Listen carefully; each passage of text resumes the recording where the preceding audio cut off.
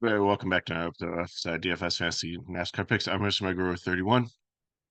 Second race of the playoffs here for the Cup. The Xfinity race was okay until the end when it just kept on restarting and restarting and restarting. I thought I did pretty well, and then there was scoring adjustments, so then I lost a little bit of money there. But overall, I think it made sense with the strategy and stuff. So I'm ready to jump into the Cup one here. Too bad the contexts aren't great, especially on FanDuel. Love futsal season. I appreciate you still watching these videos. So now everybody's going to be playing NASCAR. So hopefully there'll be a little bit of overlay and we'll be able to make a little bit of money here. So hopefully a lot of money. That'd be cool. So lots of colors on screen, like I said here. So the purple for the model, those are the three drivers that got to test the new tire here. There's a new tire that they're using in Watkins Glen. It's a higher speed road course and they want a little bit of fall off so it won't just be a parade, follow the leader around, which is great. So that's going to make it a little bit more challenging. Under the DK name, the ones in blue are proficient or above average on the road course.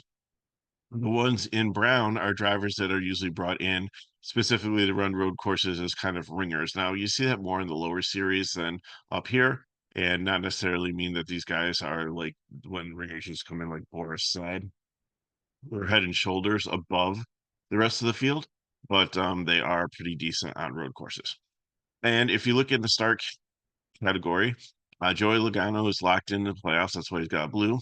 The ones that are high up on points after round one are in green. Yellow would be the next group. And then the orangish ones are kind of like peachish ones are right around the cut line. And then the ones that are in red are below and in danger. So they have two races to make up. So sometimes road courses for these guys are like survive and advance. So, but Bristol next week could be a little bit tricky with the way tires have been at some of these short tracks. So if you think you've got Bristol nailed, then you might just want to get as many points as you can here and move on to that race. Again, survive and advance and let others make mistakes. But some people might be aggressive with pit strategy and stuff to try to make up ground. So short pitting is always an option. You're probably gonna have to pit at least two times. You only get four tires here. Well, not four tires, four sets of tires. You always get four tires. You don't have to race with three. That'd be funny.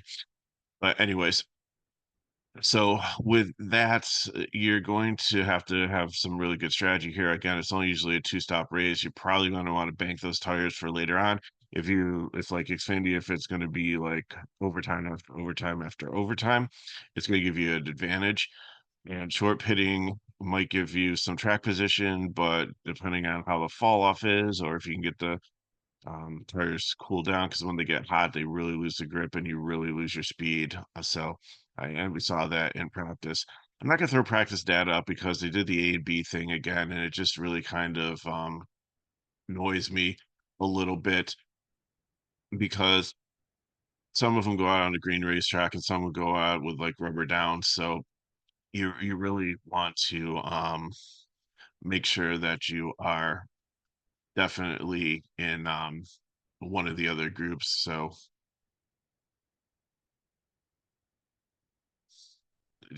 and it's sometimes it's not really fair with how they do it. Sorry, just making sure this is still recording because the light went out, but it looks like we're still good.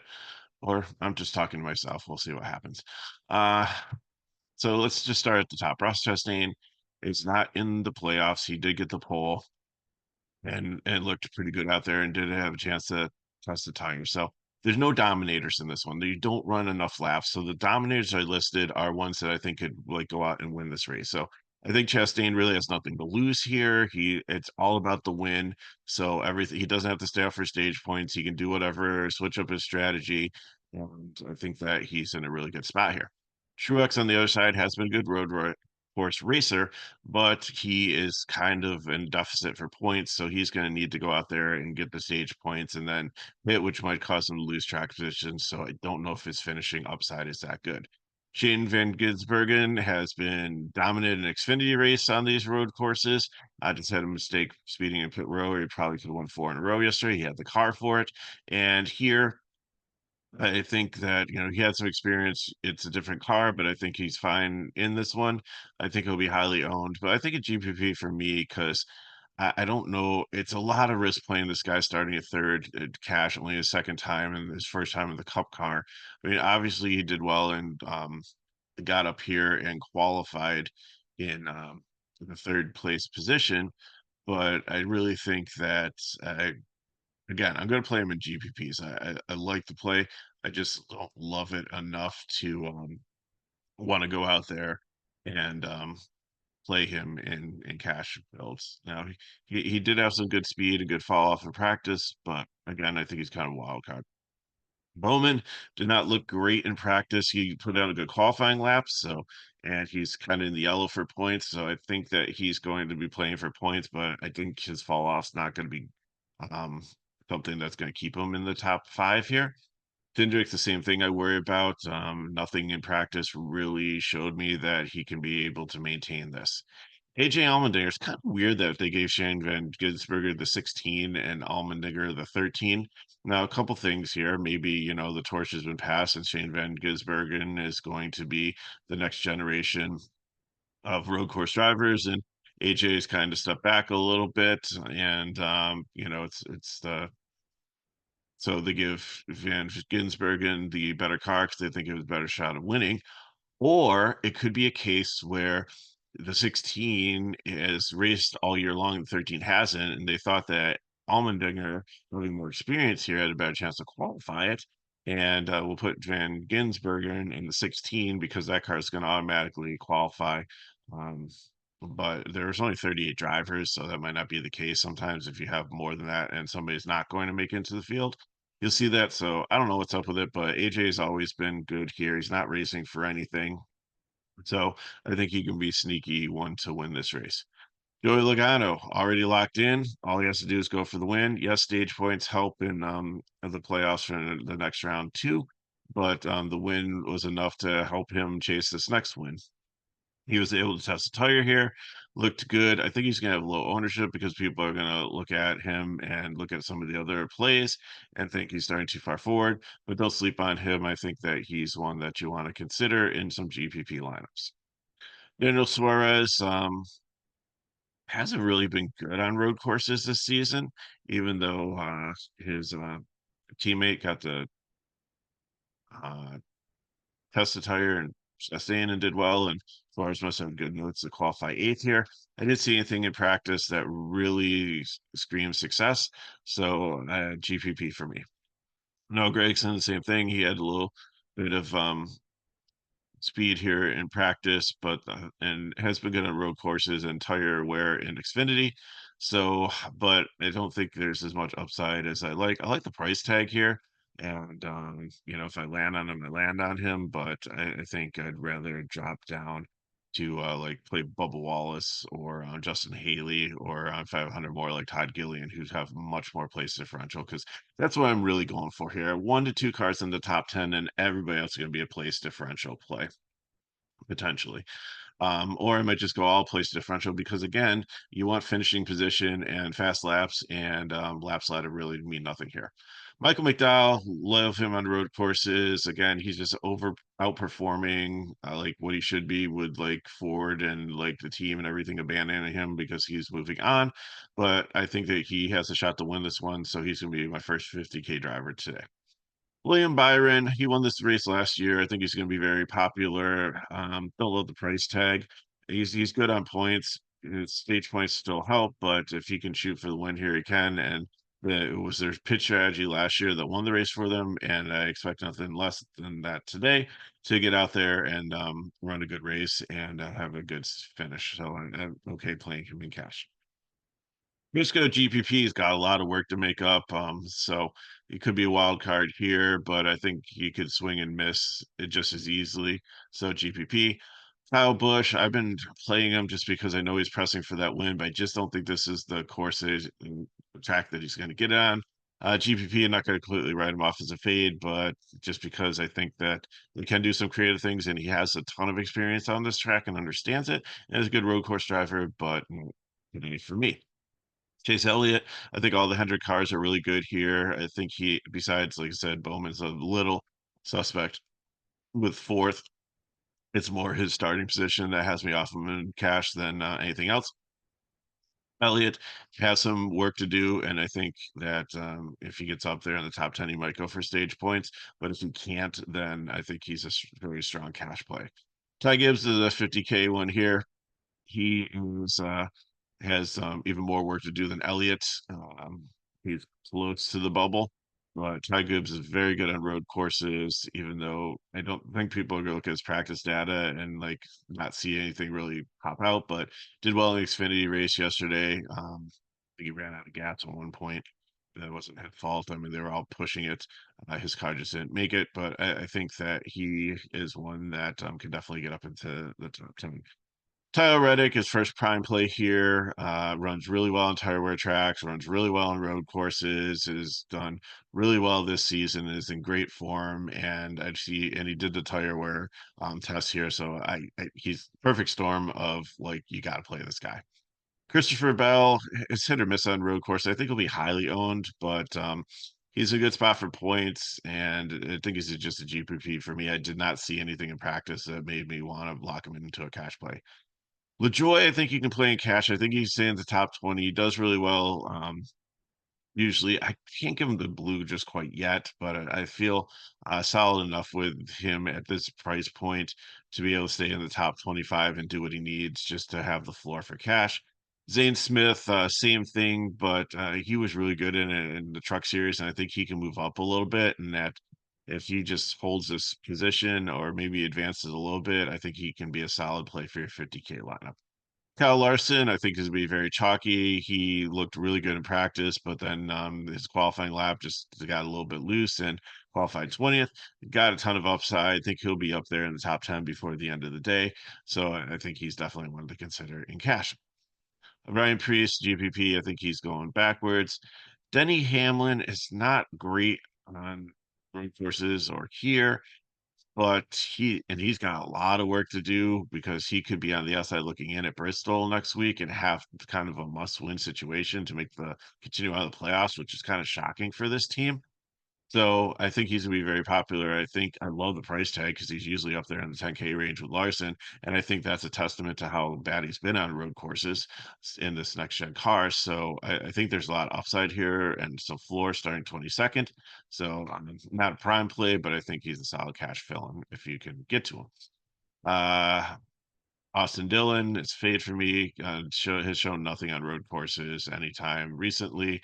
Um, so no, I'm not gonna play him. Uh, Chris Buescher is good on road courses, and for $200 more is probably a better option than Denny Hamlin. And probably would be a little bit lower owned, so I think he's a solid one. The Roush Fenway cars, he's good on tire wear tracks.